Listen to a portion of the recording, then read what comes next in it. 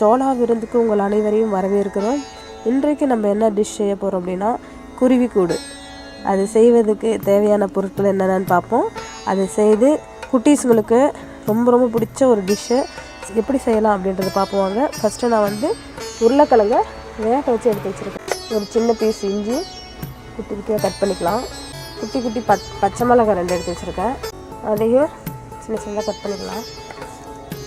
4-5 பல்லு பூண்டு எடுத்து வச்சுருக்கிறேன். அதையும் குட்டி குட்டி பீஸாக கட் பண்ணிக்கலாம். அதுக்காக நம்ம கருவேப்பிலை மல்லித்தலை எடுத்து வச்சுருக்கிறேன்.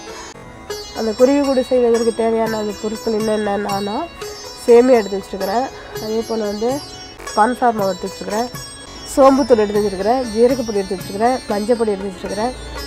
மிளகாத்தூள் எடுத்து வச்சுருக்கிறேன். தேவையான அளவு உப்பு போட்டுக்கோங்க. நான் காரத்துக்கு தகுந்த மாதிரி போட்டிருக்கிறேன்.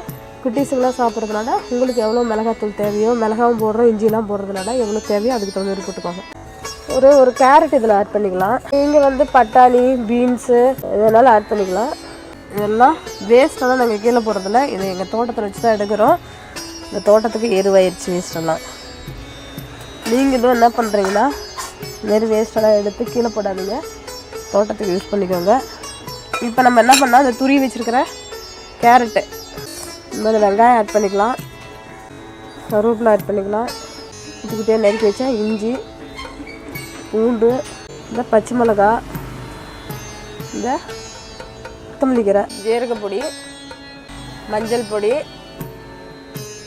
சோம்பு பொடி, மிளகாத்தூள், தேவையான அளவு உப்பு. ஆயில் காயறதுக்குள்ளே நம்ம என்ன பண்ணலான்னா இந்த சோள மாவை தண்ணி ஆட் பண்ணி கலக்கி வச்சுப்போம். அதுக்குள்ளே இப்போது இதுமாரி ஹோல் போட்டுக்குவோம் நடுவில். இந்தமாரி வரணும். இந்த சோயா மாவில் டிப் பண்ணிக்கலாம்.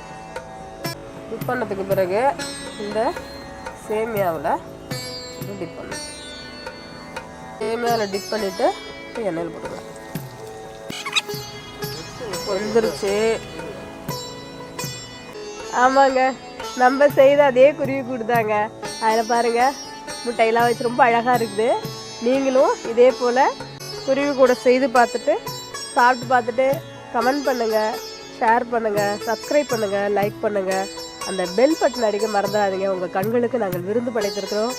தமிழால் இணைவோம், தமிழுக்காக இணைவோம். நன்றி, வணக்கம்.